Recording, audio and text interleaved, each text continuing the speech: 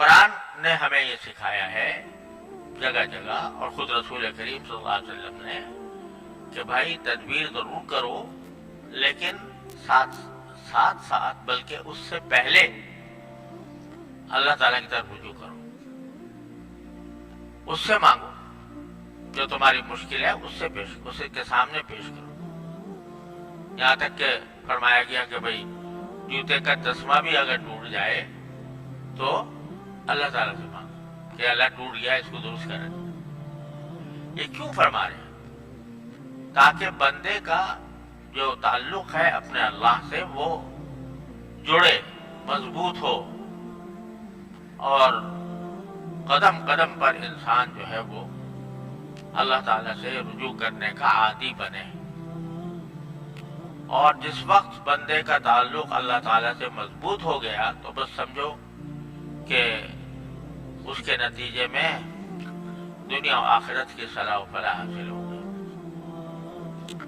تو یہ قرآنی دعائیں جو ہم کافی عرصے سے پڑھ رہے ہیں،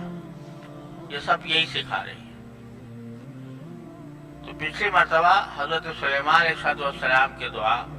میں نے اس کے بارے میں کچھ عرض کیا تھا۔ اس سے آگے قرآن کریم میں جو دعا ہے وہ حضرت موسیٰ علیہ السلام اور بڑی ابدیت اور بندگی کا اعلی مقام کی دعا ہے۔ رب انی لما انزلت الی من خیر فقیر۔ اور اس کا پس منظر یہ ہے، اسی سے اس دعا کی گہرائی کا اندازہ ہوتا ہے کہ یہ واقعہ تو آپ نے سنا ہوگا کہ حضرت موسیٰ علیہ السلام کو اللہ تعالیٰ نے فرعون کے گھر میں پرورش کروائی ان کی، اور جب بڑے ہو گئے تو ان سے ایک مرتبہ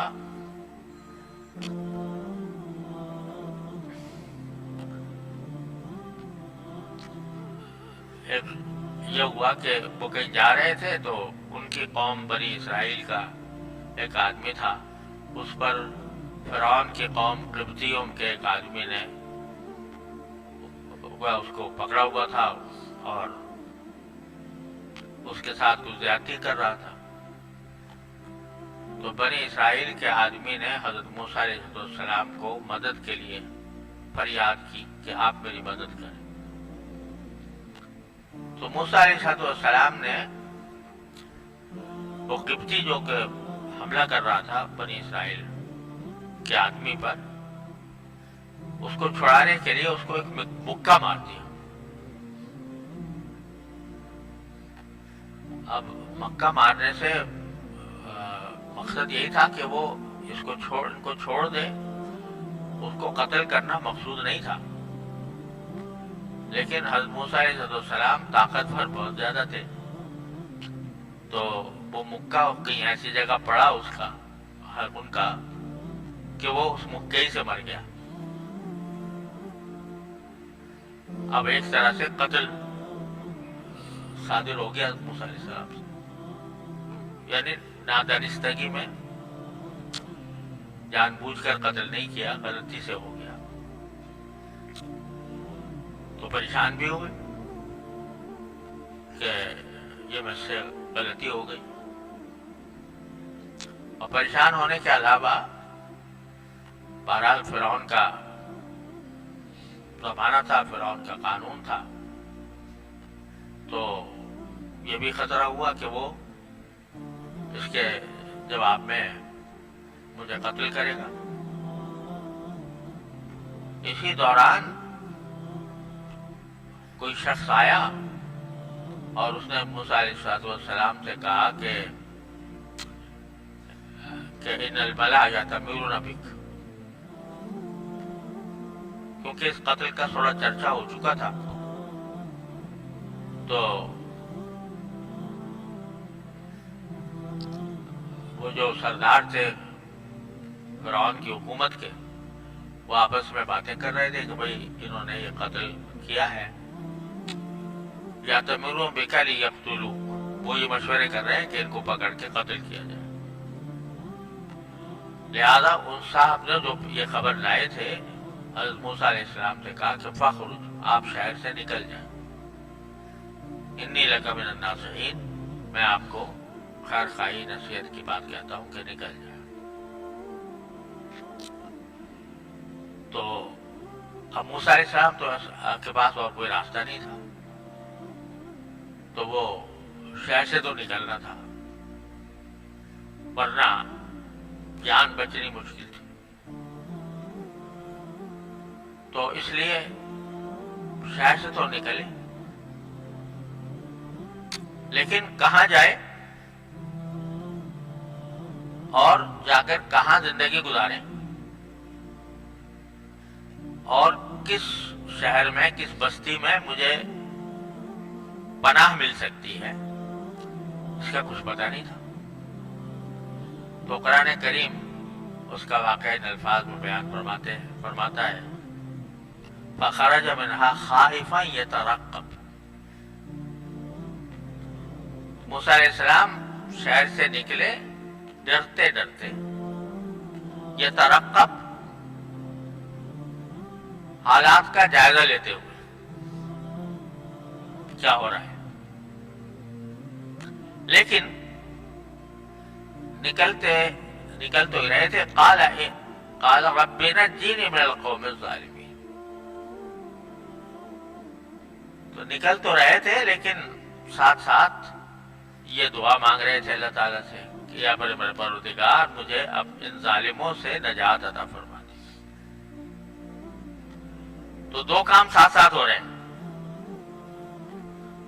کیونکہ پتا تھا کہ فرعون جو ہے وہ بنی اسرائیل کے اوپر بے انتہا ظلم کرتا تھا، لہذا اگر اس کے سامنے یہ بات کہی بھی جائے گی کہ بھائی میں نے کوئی جان کے قتل نہیں، جان بوجھ کے نہیں کیا، ہو گیا غلطی سے کہ میں اس کو چھڑانا چاہتا تھا، مظلوم کو چھڑانا چاہتا تھا، اس میں مکہ مار دیا، مر گیا، تو یہ بات اس کے ہاں قابل سماعت نہیں تھی، وہ اس کو قبول نہیں کرنا تھا، لہذا وہ ظلم کرتا یقینا۔ لہذا پہلا کام یہ کیا کہ دونوں کام ساتھ ساتھ کیا، وہاں سے نکلے اور یہ ترقب حالات کا جائزہ لیتے ہوئے۔ تو یہ تعلیم دی کہ جب آدمی کوئی راہ اختیار کرے تو اپنی حد تک جتنی کوشش ہو سکتی ہے ظاہری تدابیر کے لحاظ سے وہ پوری کرے، نکلے، حالات کا جائزہ بھی لیتے رہے کہ کون آ رہا ہے کون جا رہا ہے، کیا صورتحال پیدا ہو رہی ہے۔ تو آدمی ایسا نہیں ہے کہ جو ہے نادانی میں کوئی کام شروع کر دے، بلکہ اپنا تحفظ کرنے کے لیے جو جائز ذرائع ہیں ان کو استعمال کرے، لیکن استعمال کے ساتھ قال رب نجنی من القوم الظالمین، پکارا اللہ تعالیٰ کو کہ اے میرے پروردگار مجھے ان ظالم قوموں سے مجھے نجات عطا فرما دیجیے۔ اس وقت نبوت عطا نہیں ہوئی تھی، نوجوان تھے، تو یعنی پہلا کام تدبیر اختیار کرنے کے ساتھ ساتھ اللہ تعالیٰ سے رجوع کرنے کا کیا، یا اللہ مجھے ان ظالموں سے نجات دے دیجیے۔ اتنا تو میں کر رہا ہوں میرے بس میں کہ میں شہر سے نکلوں، ذرا محتاط انداز میں نکلوں، تو وہ تو میں کر رہا ہوں، لیکن یہ محتاط انداز سے نکلنا، اس کو کامیاب بنانا اور مجھے ان لوگوں کے شر سے نجات دینا، یہ میرا کام نہیں ہے، یہ آپ کا کام۔ تو اسی کو فرمایا گیا ہے کہ آدمی جو اپنے حصے کا کام ہے وہ کر گزرے اور پھر اللہ سے مانگے، ہاتھ پہ ہاتھ رکھ کے مانگتا رہے، یہ نہیں، بلکہ اپنے حصے کا جو کام ہے، جتنا شریعت نے اس کو اجازت دی ہے اور جس کی شریعت نے بلکہ ترغیب بھی دی ہے، وہ کرے اور پھر اللہ سے مانگے، دونوں کام ساتھ۔